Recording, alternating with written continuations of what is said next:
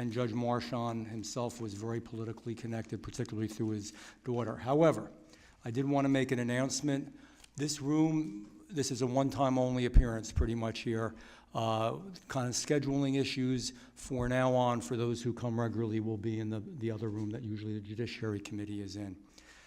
I now recognize the great chairman of the full committee, the gentleman from Ohio, Jim Jordan, for his opening statement. I don't know about the great part, but thank you, Mr. Chairman. They could never tell us who planted the pipe bombs on January 6th. They could never tell us who leaked the Dobbs opinion, and they could never tell us who put cocaine at the White House. But they sure had time for a lot of other things. October 2nd, 2021, they set up a snitch line to report moms and dads who have the nerve to show up at a school board meeting and advocate for their son or daughter. On September 23rd, 2022, 10 unmarked cars pull up to Mark Houck's home, arrest him in front of his wife and 7 children. And what did he do wrong? What did he do wrong? Praying in front of an abortion clinic. And when some crazy guy comes up and starts yelling obscenities in his kid's face, he makes sure he deals with that guy. He went to court. The jury found him not guilty. On November 18th, 2022, the chairman talked about this. Actually before that, summer of 2022, raid on President Trump's home. President Trump's attorney said, you can come. They were working with him. No, we got to do a raid. We had actually Mr. Stephen D'Antuono, head of the Washington field office, tell us how wrong that was, how they broke all kinds of protocol. 2 months later, Mr. Garland appoints Jack Smith as special prosecutor, and as the chairman pointed out in his opening statement, the lead prosecutor, Jay Bratt, used the promise of a judgeship to try to pressure one of the defendant's lawyers. You're not allowed to do that.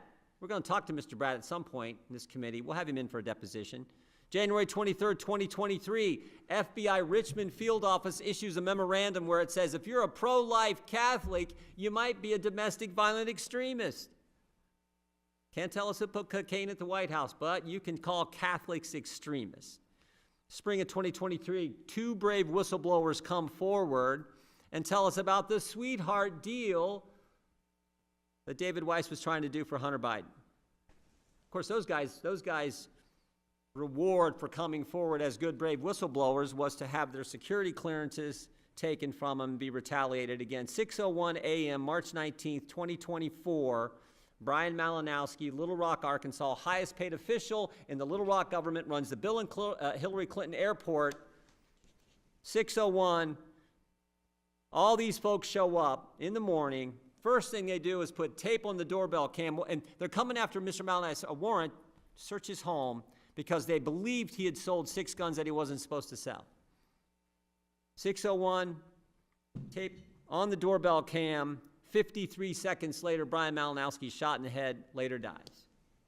They could have handled that. So, the SWAT team and everything else, just talk to his lawyers. You could have, all kinds of ways you could have handled that to avoid the terrible outcome. We had Brian Malinowski's spouse here last Congress. His lawyer testified. Tragic story because of this Justice Department, the previous Justice Department, the way they handled things. And don't forget, December 12, 2024, when the Inspector General told us about the 26 confidential human sources who were there on January 6, 2021. 17 went in restricted space, which they were not authorized to do. 4 went in the Capitol, which they were not authorized to do. None of them were charged. 2 of the 4 who went in the Capitol were asked to be there by the FBI. We got all kinds of questions about that incident, about those confidential human sources, all kinds of questions we want answered. Now, thank goodness, and the chairman referenced this as well, thank goodness Pam Bondi, Todd Blanche, Kash Patel, Dan Bongino are now going to be running the Justice Department, where we won't have this kind of ridiculous focus on agencies being turned on the very people they're supposed to serve. We sent 7 subpoenas today. 7 subpoenas that we sent asking for information about all these issues. We want everything you got so the American people have answers. Maybe it's not as bad as I think, but one thing I've learned in my time in Congress with these investigations, every single time, the only thing we get wrong is it's always worse than we thought. It is always worse than we thought. So maybe I'll be proven wrong this time, but we're going to get that information. I think the date's March 7th. They're supposed to have this information back to us. So I want to thank the chairman and the good work I know he's going to do this Congress, the great work he's done on our committee for having this hearing taking a look back at what we saw from this ridiculous previous Justice Department and the good work I think we're going to see from the folks who are now running that critical department and agency. With that, I yield back.